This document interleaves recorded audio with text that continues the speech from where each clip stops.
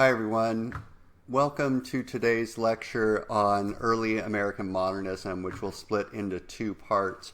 It's a relatively longer lecture, but it's a key lecture, both in terms of some of your assignments coming up, a big essay, as well as understanding why modern artists move towards greater degrees of abstraction, what some of the rationales are for this. And that's really what I'm asking you to focus on here.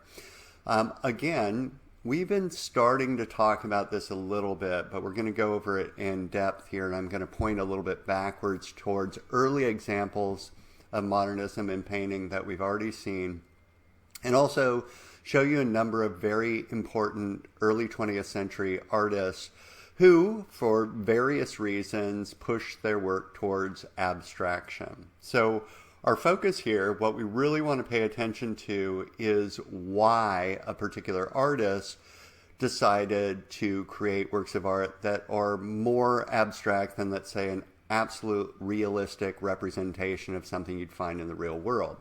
So let's make sure we understand our terms here, and hopefully you know these terms fairly well. Number one, realistic works of art, which we have seen almost none of, and certainly nothing that is completely realistic, would be something that tries to replicate the way that something looks in the real world exactly.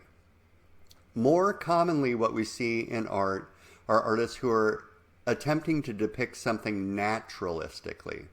Like Albert Bierstad has been our example, where he pictures Rocky Mountains, Landers Peak, and it convinces us that what we're looking at is a mountain and a lake and a Shoshone encampment, but it's not exactly the way he saw it. He moves it around, changes it for various reasons, usually in order to communicate something that he believes is more important. Related to that, but not to be entirely confused with that, is idealism. And all forms of naturalism, let's say this is a big spectrum, right? You've got realism way over here, exactitude. Naturalism looks like something that's believable, but isn't quite the same as what someone saw. And then you get over here. Idealism is one more kind of notch along the spectrum where an artist changes dramatically what they see in the real world to conform with a pre-existing ideal, kind of an idea of perfection in the world that comes from artistic conventions or cultural conventions about what is deemed to be ideal. Abstraction isn't really on the spectrum in the same way.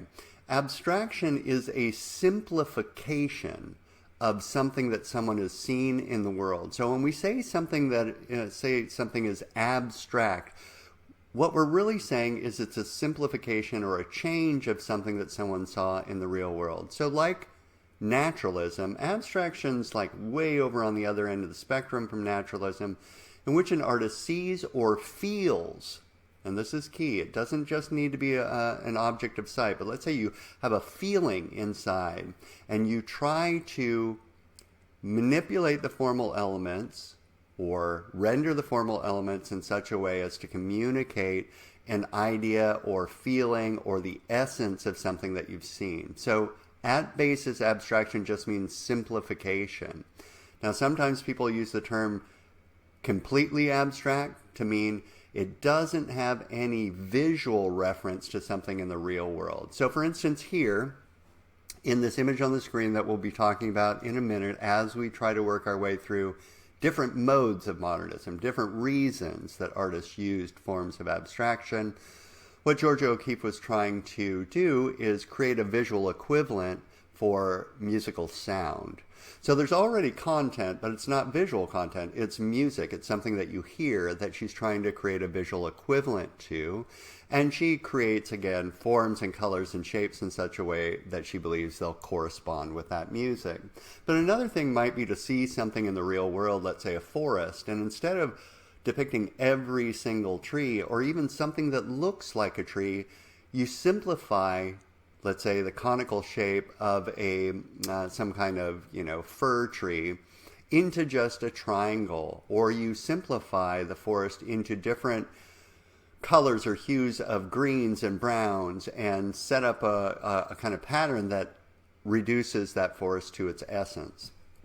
In other words, and again, I don't want to get too far ahead of myself here, what I want us to be paying attention to are what are some of the various different reasons that an artist might move away from an accurate or, let's say, realistic or naturalistic rendering of what the world looks like, and what are they putting in their place, and why are they doing that? And this, again, is a big part of your essay question. So then, let's start with kind of overarching ideas. Remember, we've been talking fairly consistently in the last couple of weeks about this idea of modernism. And remember, modernism is like a big umbrella. It's a historical period. And if you're to talk to a Renaissance scholar, they'll push the modernist period all the way back into the Renaissance.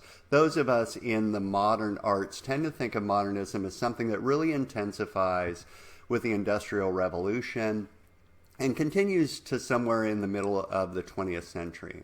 Now, there are a whole host of different components to what we call modernism, but the one that I've been talking about quite a bit is modernism is an intensification of a kind of self-critical tendency in all of the different disciplines, whether they be philosophy, mathematics, literature, poetry, painting, sculpture, architecture, right? It's to be found just about everywhere, music.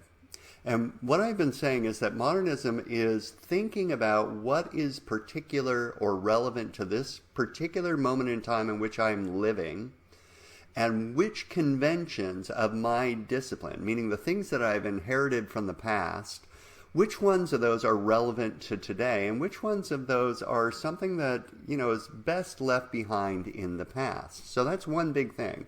If you're a painter, as I've said before and again, this is my easiest way to explain it, but as you would go forward in art history, you would complicate this quite a bit. Just think of a painter saying, wow, there's this new art form out there, or new medium out there. I don't think they think of it as an art form quite yet, many of them, called photography, that has the ability to capture what you point that lens at every time you open the lens, right? So why should I, as a painter, try to be replicating the world as it looks to me? And by the way, as I've said a million times, painters weren't really trying to do that anyway, were they? They're trying to create an ideal. They're trying to fill up their works with various allusions to other cultural traditions so as to make some kind of communicative message, right? They're very rarely interested in realism. But this advent of photography pushes them towards the direction of saying, well, I don't need to be tied to anything that looks accurate to the world because other forms do it better. Photography, sculpture, for instance, that already exists in 3 dimensions, right? A painter might say, why am I trying to create a 3-dimensional object or an illusion of a 3-dimensional object when I'm dealing with a flat surface? Every time I try to create something that's an illusion of 3D, I'm pushing my medium into an area that it's not really set up to be good at. So why would I do that? Right? So this self-critical tendency is a part of it. But also within that self-critical tendency to say, what conventions or what things has my art form been doing or my discipline been doing that today seem outdated, not relevant? Painters in particular started asking the question, what is the essence of my art form? What is the basis of painting? What are its essential strengths, right? The things that it has going for it. And what are some of the places that I see painting, again, inheriting from the past tendencies that it's not good at, like depicting illusionistic 3 dimensions, for instance. And a component of that, a big part of answering that question started with the material properties of a painting in the first place, right? If you reduce painting down to its essence in terms of its materials, you'd have to say it's a 2-dimensional surface covered by pigments. Those pigments make up the basic building blocks of any work of art, which become known as the visual elements or the formal elements of art, meaning line and shape and color and space and composition and texture and so forth. It's like if you reduce painting down to its basis, that's the building blocks that painting is made up of.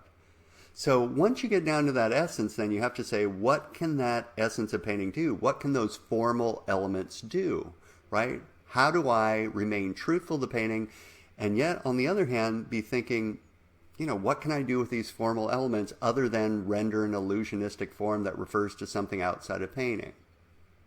Again, stick with me here.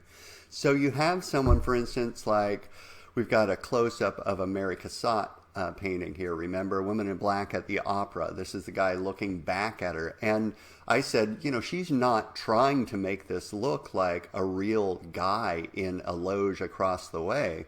What she's doing is saying, I want to remain honest to painting on the one hand by making sure everyone sees this and recognizes it on the one hand as brushstrokes on a canvas, right? Two-dimensional.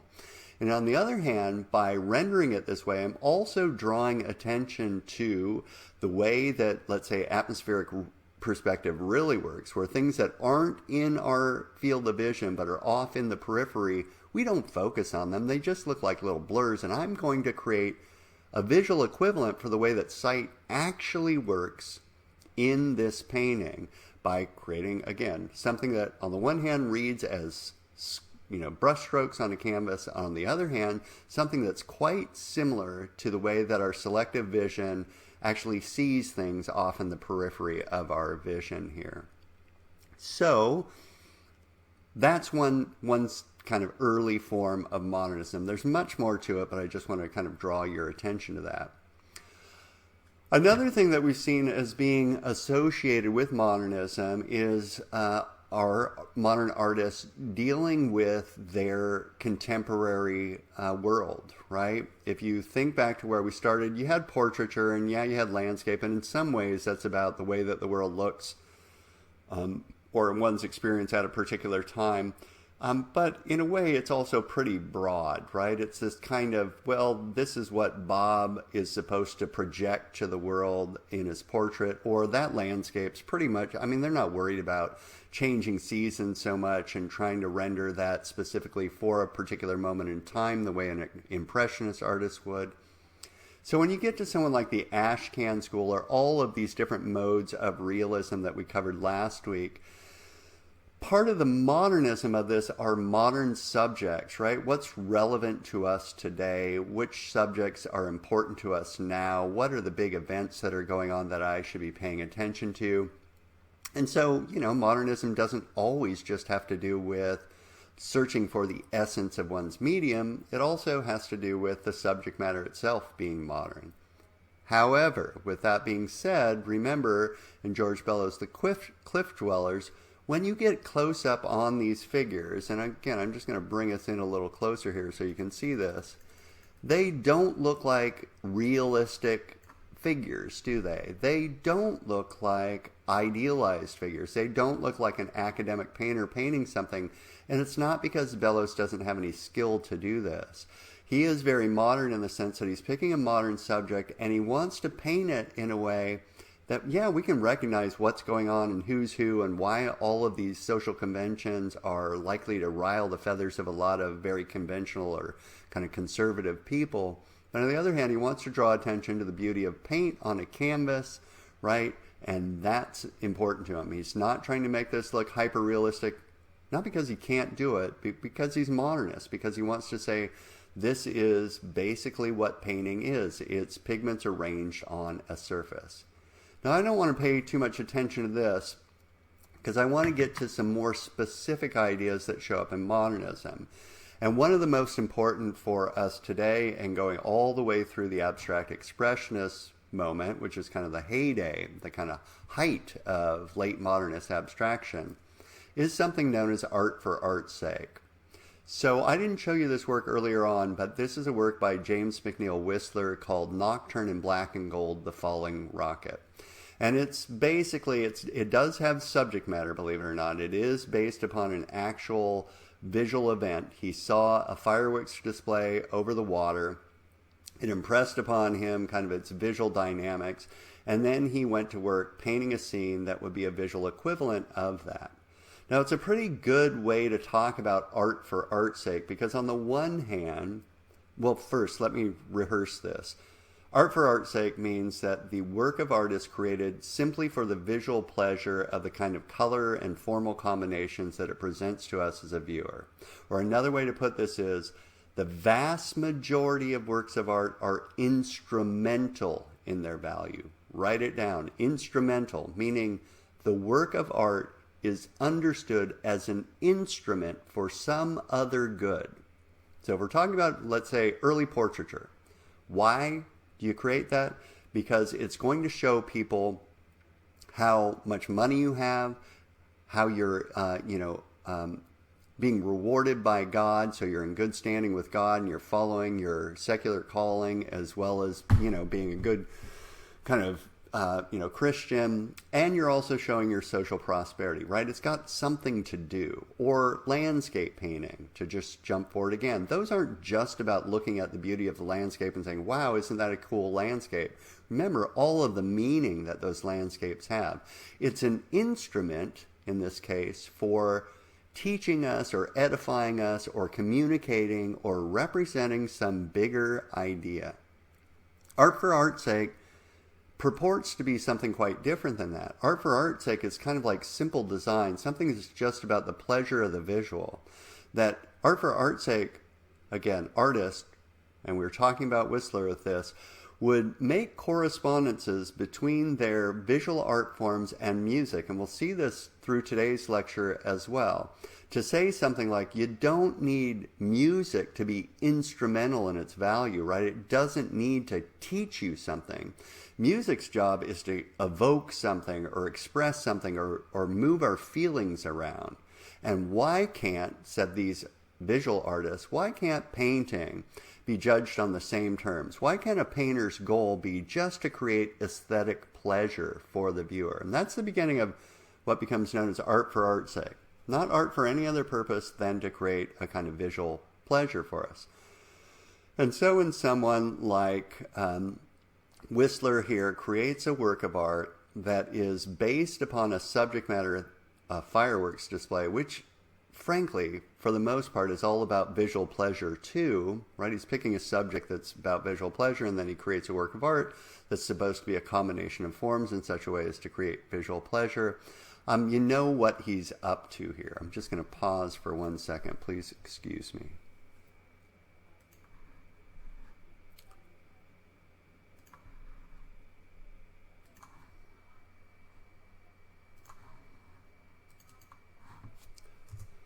So again, when he's creating this, his goal, his intention is to create a pleasing visual form. Now it's based upon, and this is key, it's based upon some experience, some visual reality for him, but his goal is to change that visual reality that he saw that inspired the work of art so as to produce a harmony or some kind of aesthetically pleasing visual form. Now let me read you what he said in 1885 about this art for art's sake approach. And it's an interesting one. So he says, quote, nature contains the elements in color and form, so the basic building blocks of any painting, color and form, of all pictures, as the keyboard contains the notes of all music. But the artist is born to pick and choose and group with science these elements that the result may be beautiful, as the musician gathers his notes and forms his chords until he brings forth from chaos glorious harmony. To say to the painter that nature is to be taken as she is to say to the player that he may sit on the piano. Now notice that he's making these equivalents with music. That's going to be the major way to basically justify painting just being about aesthetic pleasure. He goes on to say, that nature is always right is an assertion artistically as untrue as it is one whose truth is universally taken for granted. Nature is very rarely right, to such an extent even that it might almost be said that nature is usually wrong. That is to say, the condition of things that shall bring about the perfection of harmony worthy of a picture is rare and not common at all. So what he's getting at here, if I can just kind of make you think your way through it, is something kind of like naturalism. So if Bierstad changes things for his desire to communicate something about the beauty and majesty and the sublime and pantheism in the world of in the landscape of the American pristine West. In the case of Whistler, what he does is he looks at the world, he gathers elements from that world, but then he recombines them in a way in the process of painting, not according to how it actually looked. Right? That's not of interest to him. He's moving things around and putting a dot here and a dark dot there and blue here and a little bit darker over there and a bright spot here and a little bit less bright spot there because he thinks it'll bring about an aesthetically pleasing harmony. That whole goal is just to create pleasure in us, right? That's what we call art for art's sake. Now, at the time that he did this, remember, all of these artists, every kind of move towards things that are not based upon tradition are going to be things that are met with some degree of criticism. These modern artists aren't universally embraced at all early on. And when Whistler created this work of art, one of the most powerful critics of his day in England, Sir John Ruskin, basically said it's as if, and by the way, Ruskin was really pissed off, as most people are, based upon how much money he got for this painting. It was an absurd amount. I think it was like $400 or something like that, so not that big. But he said, that's absurd, and he said out loud, which is a big no-no in England, that it was as if Mr. Whistler had flung a pot of paint in the face of the public, right? So it's willy-nilly, there's no skill in here, it's just flung paint on the canvas, and then he's asked an absurd amount. Whistler, for his part, was angered with this, and in England, because they have much more lenient libel laws, sued him for libel, went to court, spent an absurd amount of money, much more than this painting ever garnered him, in order to have this case against this art critic for slandering him, basically, libeling him. And in the end, the judge found for Whistler and said that's right. He did slander, or he did libel you, but the judge, also on the side of conventions or conservatism, said you win damages in the amount of 1 farthing, which is nothing, right? It's basically saying, yeah, he damaged you, but your reputation wasn't worth a damn anyway. If this is what you think good painting is, so here's your damages, $1. Support arises, and this again is fundamental to understanding how at least one group of people supported modern art. Support arises with the rise of what we call formalist art criticism, or formalism. Formalist art criticism, and what you're looking at here is on the left, that's Clive Bell, and on the right is Roger Fry. So the man on the left is the guy who you hopefully have read an essay by, or you're going to read an essay by, called The Aesthetic Hypothesis. And the guy on the right, Roger Fry, is actually the brains behind Clive Bell's essay. He's the guy who had the majority of the smart ideas here. But his writing's a little bit more dense, difficult to deal with, so I gave you the Clive Bell essay. In any case, what is formalist art criticism? Formalist art criticism are basically critics, and these two were members of the Bloomsbury Literary Circle in London, so hanging out with kind of the leading modern literature figures in Europe, who loved modern art, but they're having a difficult time convincing other people that things like Picasso or Matisse or Cezanne were actually art. I mean, people looked at this and they said, it doesn't look like what we expect to find in art, which at that time was classical works of art still, believe it or not. It doesn't look like that. It doesn't look like it has the skill, the criteria that we usually use to judge art, beauty, for instance, or ideals. I don't see that in a Matisse or a Picasso, so I'm calling that not art. And these guys said, no, there's something here to pay attention to. And they built this argument, which hopefully, again, you've read, that focused on, in a very modern way, what is the essence of an art form.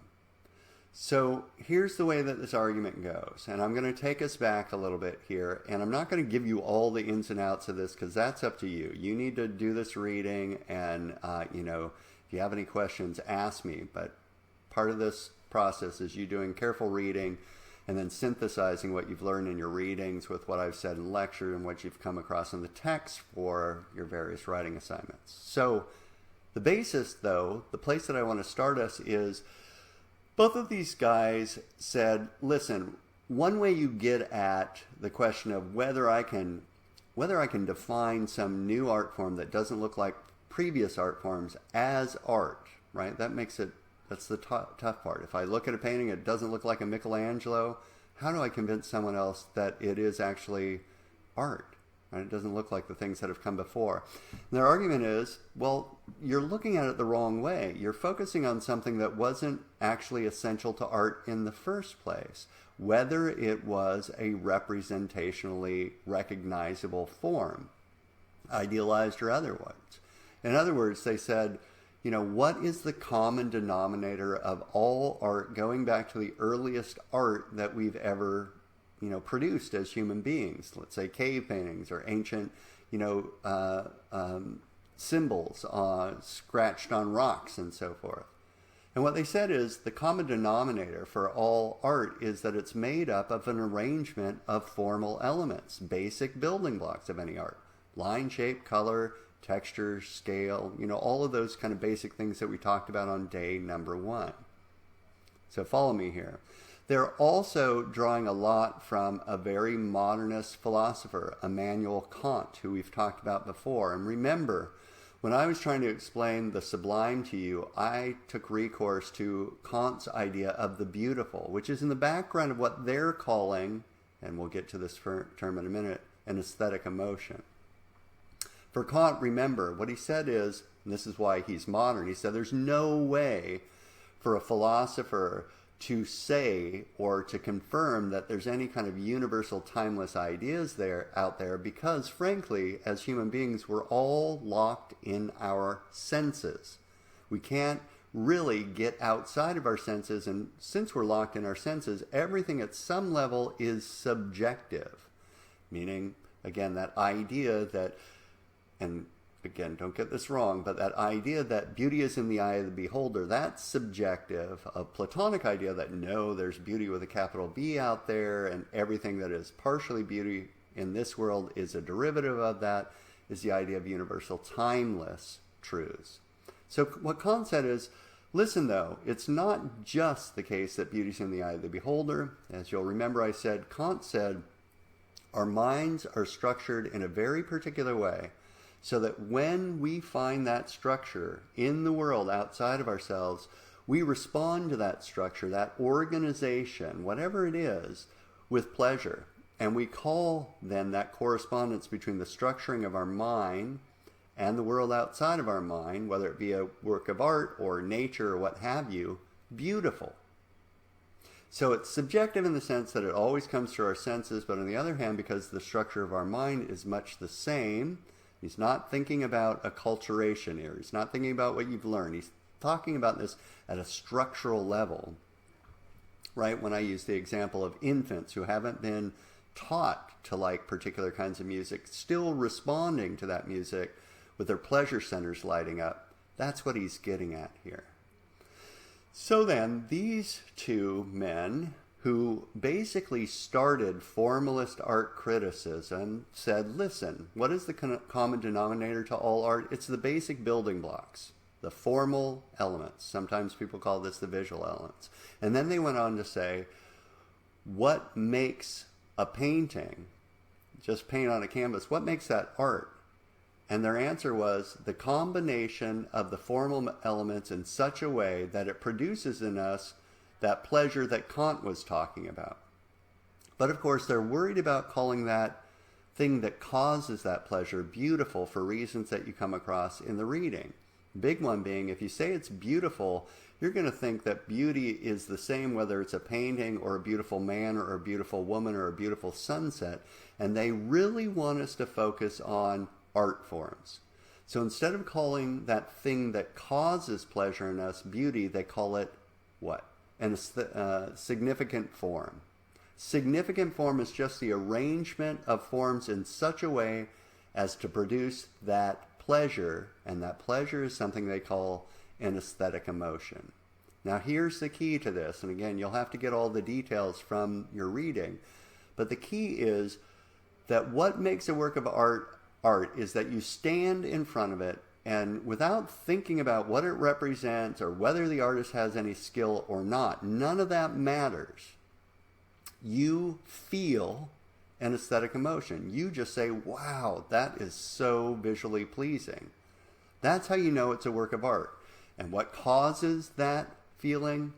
Again, the arrangement of line and color and shape and composition in such a way that the organization of that corresponds with something going on inside of us, and we take it to be pleasurable. Again, if you looked at a painting and you said, you're responding to the subject matter. Let's go back to Albert Bierstad's work, and you say, wow, I love mountains, I love lakes, right? I love teepees, and you're loving it for the subject matter. That's not something that for these critics was important at all. Doesn't matter at all. What matters is the basic building blocks, color, line, shape, form, texture, and so forth, arranged in such a way as to produce pleasure in us. Now, there's two things I want to say here. Number one is that critics' job is to find something in the art that they look at and to say, this is what's valuable about this art form. It's not their job, and they don't take it to be their job, to try to explain to you what an artist is trying to do, what their intentions are. So while all artists who are moving towards abstraction loved that they were being supported by formalist art criticism, many of them thought that this kind of criticism didn't really totally correspond to what they were up to. Or another way to put it is, for these two, their idea about art and formalist art criticism's idea about art is that it is all art for art's sake. And this is where we get another term, the idea that the value of art is intrinsic to itself, not an instrument for something else, but intrinsic to itself. That kind of pleasure that you get from the arrangement of form is good in and of itself, kind of like a virtue, right? You don't have to have any rationale for why it's good. It's just pleasurable, and that's it, right? So what they would be saying is the thing that matters about art is just that pleasure. But a lot of artists, hear me here, a lot of artists would say, yeah, that's part of it, right? I'm trying to create something that's visually pleasing, but I'm also trying to communicate something or evoke something or say something. I do have something to say or communicate, and these two, and formalist art criticism in general, says that's not what makes it art. That's not what's important about art, so we're not going to pay attention to that.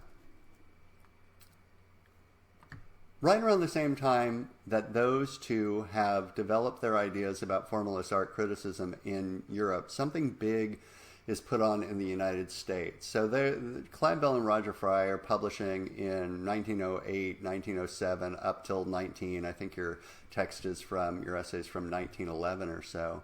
And in the United States in 1913, members of the Ashcan School and other artists who are interested in modernism decide to organize an exhibition that becomes known as the Armory Show.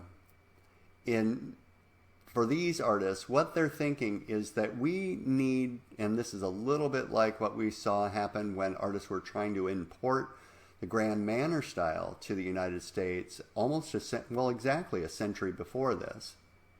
They said, you know what the problem is? The reason that people in the United States are resistant to modern art is they've never experienced it. And anything that's new is going to be upsetting, and everyone's going to say, no, that's not good art. But if they just saw more of it, they would get familiar with it. They'd buy our works. They'd be more interested in modern art. They wouldn't be so resistant. So what they did, and it's a little bit more complicated than this, but they held an exhibition in which, along with showing their own works of art, they also showed basically kind of a survey of modern art. A lot of modern artists' works were shown in about 4 major galleries here.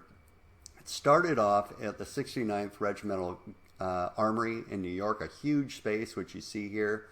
And again, the idea was, if I show enough of this modern art to the public, they'll see it, they'll realize, this isn't that bad, I actually kind of like this, and then this will get people more interested in modern art in the United States.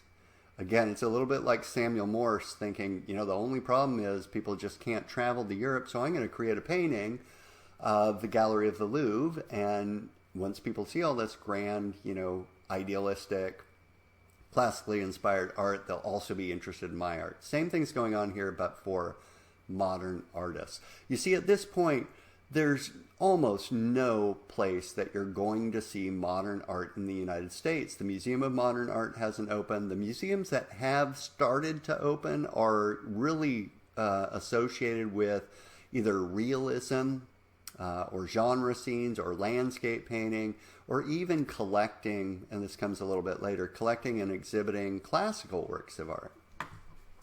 So there's one of those galleries, and of course, not surprisingly, the public doesn't like it at all, or the vast majority of the public doesn't like it at all, although many young artists really love it. And this is an actual headline from 1913, a cartoon of people responding to this art and just making fun of it, right? Nobody who's been drinking is let in to see the show. The idea is that if you're drunk, you'll actually maybe respond to this art, and that can lead you, as you see in the bottom register here, to be insane. So someone's looking at this art, it's a critic, he's trying to take notes, suddenly he has been turned into a crazy person and taken off to Bellevue Hospital here. So they don't really like it. However, one of the few venues that you can see modern art, and it's a small venue, has already opened, and it's a place that people are going to see it. And it's, I guess the way I should put this is, let's say there's a small group of artists like the Ashcan School artists and people associated with them, and people associated with the man who created this famous photograph, Alfred Stieglitz, who, as a small community, are really trying to promote modern art for various reasons in the United States. And they have various different goals behind their works of art, which is what we want to pay attention to here today.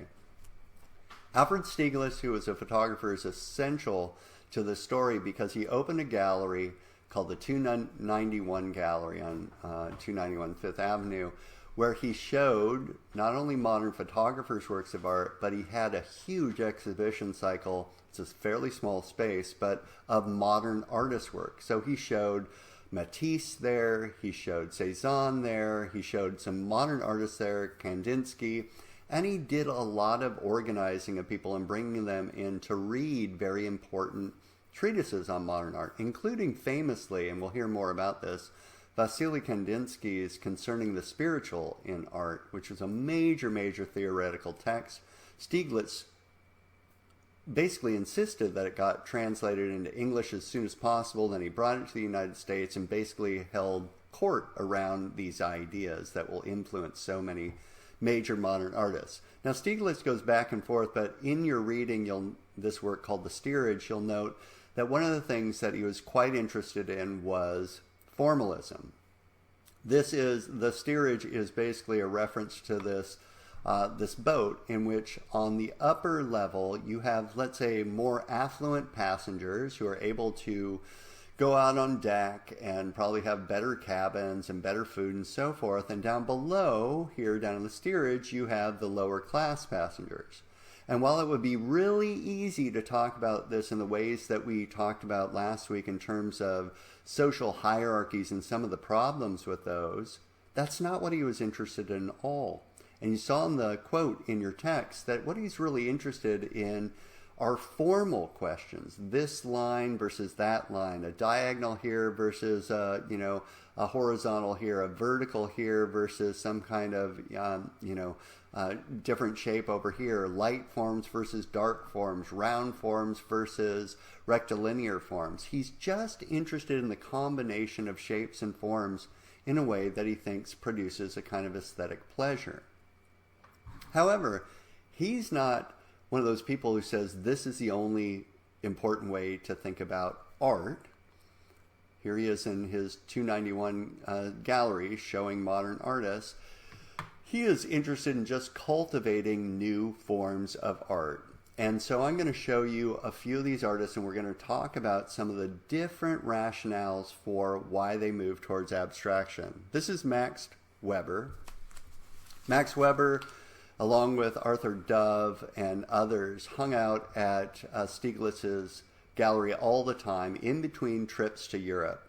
Weber had studied briefly under a number of European artists, but most prevalent, and the name that you'll probably recognize the most, is he studied with Henri Matisse for a brief time, very influenced by his ideas of color. And then he got very interested in a group of artists that we haven't looked at, but maybe some of you know about them, the Italian Futurist artists, who are really interested in trying to capture movement, in particular the dynamic movement of the city. They, the Futurists, these Italian Futurist artists, were quite influenced by a French philosopher by the name of Henri Bergson, who was really working hard to dismantle old philosophical ideas about the way that we understand the universe, and influence these Italian Futurist artists to be very interested in change and movement and what's called fluxus metaphysics.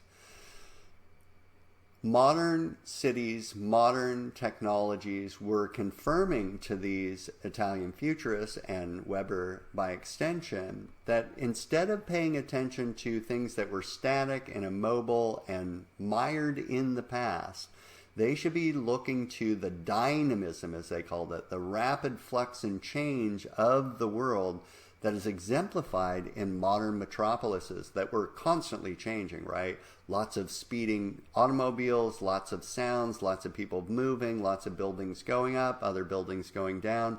That was the nature of the universe, not this idea of here's the ideal, let's just stick with it from the time of the Greeks through the Romans, through the Renaissance, through the neoclassical period, and so forth. So here is a work by Max Weber called Rush Hour New York from 1915.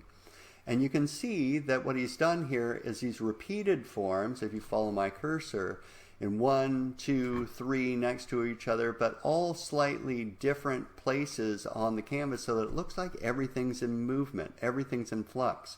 He's using the formal elements rather than our ability to recognize what we're actually looking at in order to give us an idea of dynamic change, of something in flux, something, constantly moving, something that is not worth taking a picture of so much because, in a year or two it's going to change. He's trying to get to the essence of that type of change. And again, the way he does is that you can see a couple of things up here that look like buildings. And maybe you can start to think, well, maybe this is a walkway or something like that, or here are window fronts.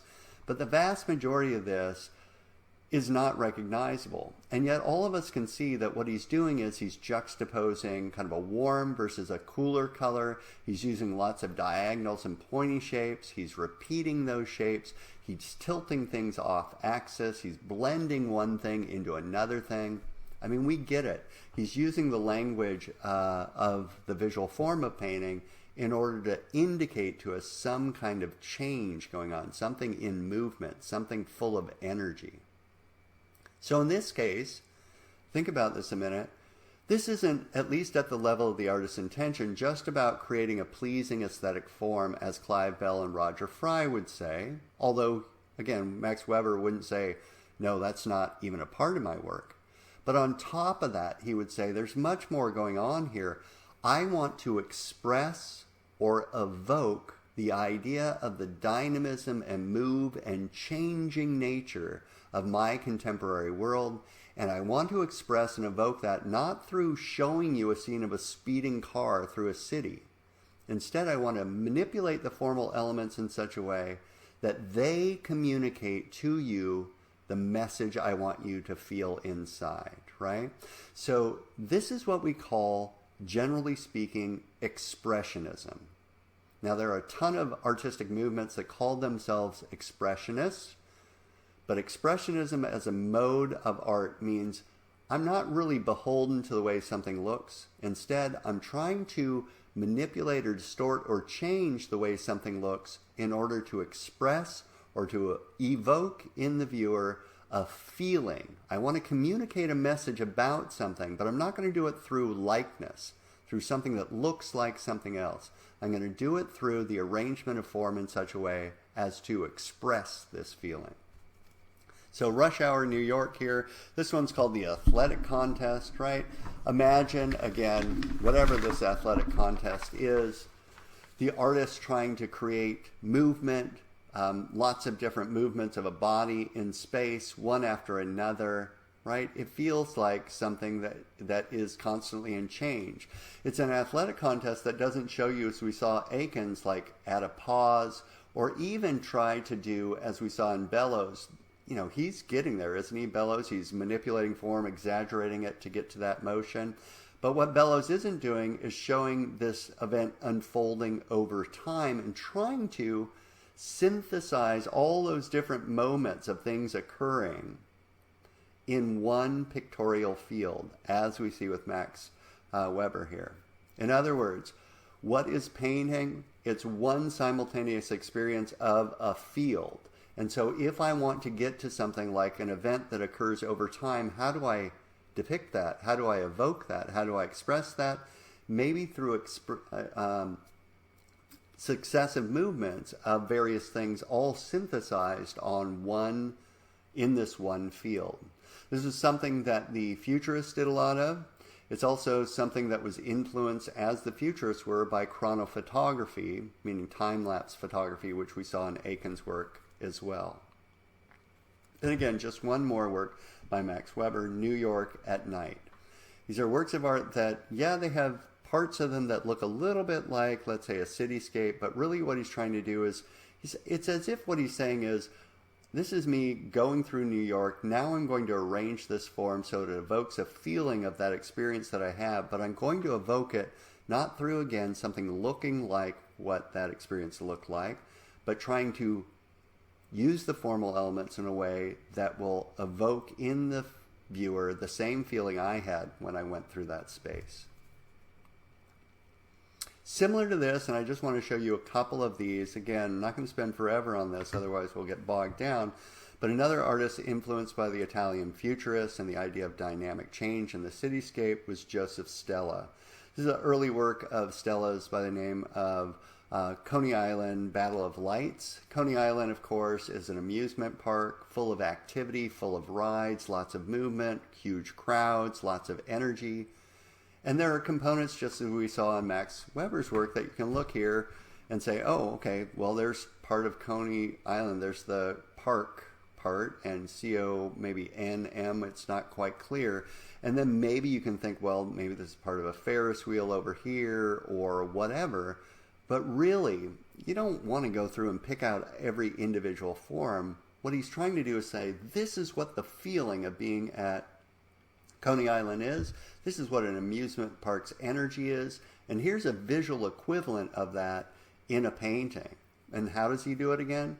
Lots of little individual areas of change, right? Not just big, long, continuous lines or continuous planes, but lots of little spotted areas, so that when I look at this, my eye's dancing all over the place. There are very few horizontals and verticals that are very stabilizing forms, and instead you have a lot of diagonals or a lot of kind of swirling forms moving in between one and another. That is something that creates movement for our eye and for the painting, and is a visual equivalent of that experience. Along with that, you get these little staccatos of warm versus cool colors, complementary colors versus analogous colors, that are going to be things that are going to, again, make our eye dance around the canvas and create energy in us, make us feel the energy of this amusement park. This is his work called Brooklyn Bridge. Brooklyn Bridge, of course, was something of quite a kind of spectacular engineering feat. It's a curious form, and a lot of artists responded to it because if you've ever seen it, you can barely see it here. A lot of Brooklyn Bridge looks very modern, right? Big steel cables and so forth.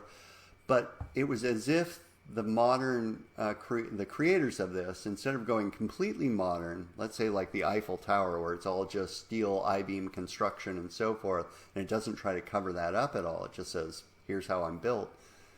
The people who built Brooklyn Bridge decided that the huge towers, even though they're supported entirely by a steel infrastructure, had to look like Gothic arches, because they wanted to look like the past. They wanted to look like something people were familiar with rather than this big steel form. And so a lot of modern artists would go to this, and you can see that It's almost as if he's pushed, if you follow my cursor in the middle, the big towers that have Gothic arches, which, again, the Gothic arch is wonderful for the time, a feat of engineering, but it's something about the past. We've gone way beyond this way of structural engineering at this point. He's pushed that way away from the picture plane, right? Way back into the distance. And the steel, all these cables, is out here closer to us. And that's what's emphasized, as well as all the diagonals, all of this movement, all of this change. Again, it's as if he's trying to express the idea of that's the past, this is the present, and the future, full of dynamic change and energy, and that's where I want everyone to be focusing, and that's what I want to evoke for people. When he came back to this years later, I couldn't leave it out.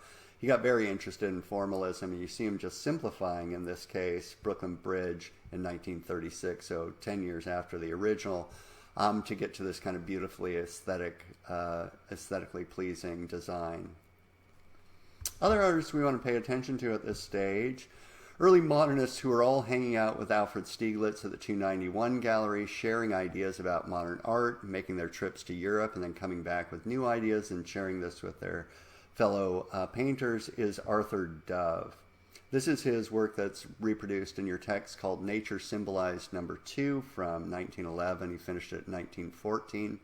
And as your text goes into quite nicely, and you have that wonderful quote there, what Arthur Dove was interested in, and it's a little bit different than Weber or Stella, who are interested in the modern cityscape and the hustle and bustle of the modern metropolis. He was really interested in nature. He loved nature, and he was seeking, in his experience of nature, the essence of nature. And in that quote in your text, you'll note that he goes out and he views the landscape, but now completely unlike Bierstad. Instead of just changing the way that things might be composed, or making that green a little bit greener and this one a little bit bluer or whatever, what he does is he just takes the basic elements. He says, I'm going to take, this color for the sky, this color for a tree, I'm going to use this many of this shape, this many for the hill, and I'm going to combine those forms in a way that feel like nature. Now we're going to call this, for the purposes of this class, abstraction as essentializing, or trying to express the essence of your subject. And so what I want you to think about is, and this is very common, and if you ever take a kind of beginning design course, this happens all the time. Take a subject, like your experience of nature, and then reduce or simplify it down to the core elements of what you're seeing that express how that feels, or what its essence is. So what are the core colors? What are the core shapes? And what are their relation to one another? And then instead of creating a work of art that looks like nature, what you do is create a work of art that uses the formal elements, in this case, color, greens and yellows, and a little bit of blue, and a little bit of black, and a little bit of white, and shapes, and their combination to express, let's say, something that feels like a tree, something that looks like some kind of organic shape, and something that has some kind of network of everything being combined in this little, kind of, what do I want to call this, some kind of environment, right? Something in which you know what it's like. You go to a forest and the fern grows that way because it's next to the tree that then, of course, grows in a particular way because the shape of the landscape. It's all, again, connected, and you get that feeling in this. In other words, he is trying to express the feeling or the essential characteristics of some subject that he has experienced, but he's trying to, again, express that through simplification of form down to its basic building blocks or basic elements that then can be reproduced by those basic building blocks or elements of painting. Or another way to put this is, just think of it this simple. There's a particular, again, color that can be, or different tonalities of that color, in this case, green, but that green is changing to darker green by adding a little bit of black. But it starts with one color of green, right? That's it. That is the essence of the green that he finds in the forest that he's looking at. Now there's an essence of shape too to, let's say, the trees. let's say that these trees are bending in the wind, and he just repeats that shape over and over again. He just keeps reducing something down to its essence in terms of what do I see or what do I experience. And then he finds an equivalent for that in the formal building blocks of a painting. I'm going to pick this green because this green corresponds best with the essence of the green that I see in the forest, right? Or this work by Arthur Dove, Moon and Sea, number 2, right? So same thing, the feeling of the moon over the sea, the experience of that light, the waves. He's just reducing or simplifying everything down to abstract, formal equivalents to the experience that he has. Or one of my favorites is foghorns here. So in this case, 1929, a little bit later work, you can almost experience this just by looking at it, right? So horns of, let's say, fairies out in Puget Sound in the early morning hours, fog, and you can, that kind of sound that they make, here's the visual equivalent for it, right? So an artist sees or feels or tries to communicate something that he's seen or felt through abstract form. He's not trying to, obviously he knows that the sound itself is not something we can see, but he can create a visual equivalent for that sound in this way of concentric circles, as if something's kind of a deep sound moving out towards us through the fog. I mean, I think it's really effective. Another artist who came into contact with Alfred Stieglitz and these other artists, to a little bit less degree, and he actually ran in a slightly different circle, is the artist Marston Hartley. He worked his way through a kind of compendium of styles, being influenced by a number of European artists. This is a very early work for him called Carnival of Autumn. At this stage, he's being very influenced by post-impressionist artists of the time and pointillism, like people like Georges Seurat. You can tell it doesn't really look exactly like something that he's seen, and I don't know how much you can see this, so I'm going to get you in close here.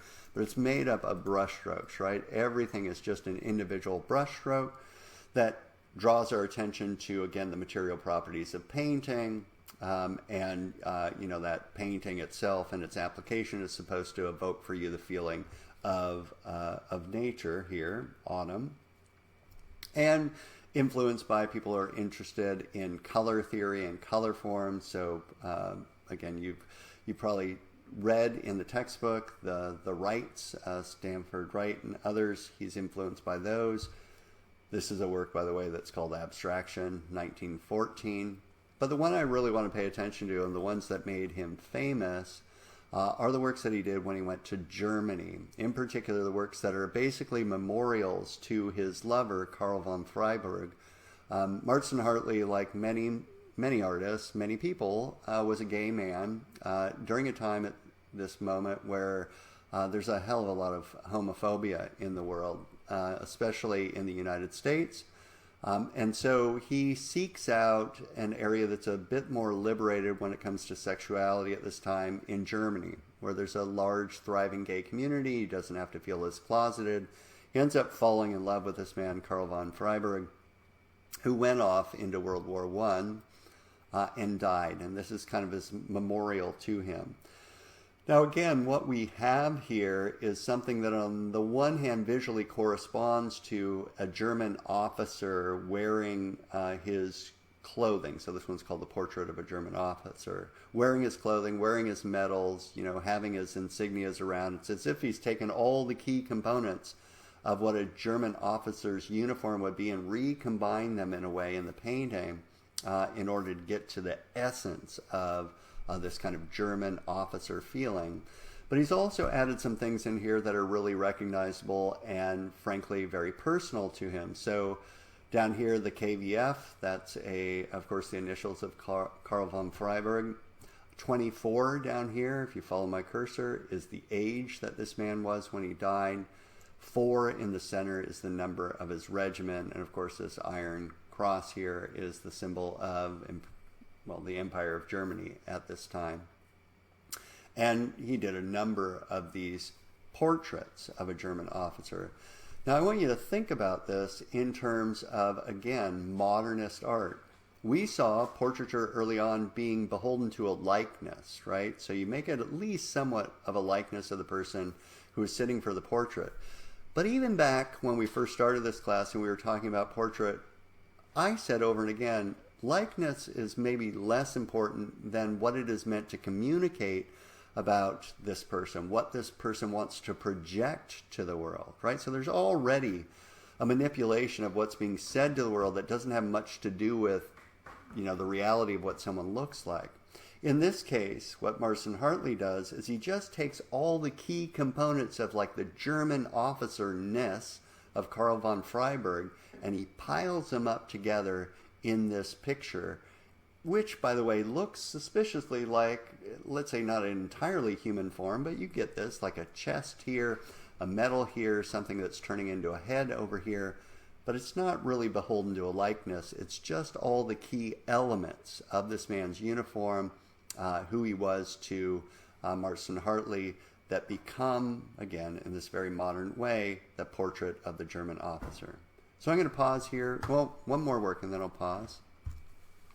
And just say, along the same lines and in the same area of your text, which I've got to say I'm a little bit, it's a little bit annoying that it got organized this way, where you put the two artists who people knew were gay in the same couple of pages, Charles Demuth here, when in Demuth's case, one part of his work has to do with homoeroticism, but it's a very, very minor part and not very public. And you don't acknowledge, frankly, all of the other gay artists of the time, and there are many, right? What Charles Demuth got famous for is a very, very kind of modern set of paintings exemplified by this painting called My Egypt. They're very clean, very architectonic, kind of simplified forms that are meant to say something about his modern world. This is basically kind of like a grain silo or a factory, and he calls it My Egypt, and then again, you can kind of see this. He puts our viewpoint way down low as if we're looking up at this monumental thing. The painting's only like this big. It's not a huge painting, but it looks monumental. And he calls it My Egypt as if to say it's a little bit like those pyramids. Our modern marvels of architecture are factories and granaries, the burgeoning kind of evidence of progress, frankly. And then he shoots through this. Yeah, these are sun rays, right? These dynamic forms here, or reflective rays coming over here. Lots of diagonals to give you the idea of movement, right? Of things changing and in flux, but amidst this very, very monumental, austere, kind of beautiful architectonic form that exemplifies, again, the burgeoning kind of progress and industrial revolution of the United States. Okay, so I'm going to pause there. That's the end of part 1. And we'll come back with part 2 and go through some of the artists who got, let's say, a little bit more famous. Georgia O'Keeffe and Edward Hopper, and we'll end with Stuart Davis.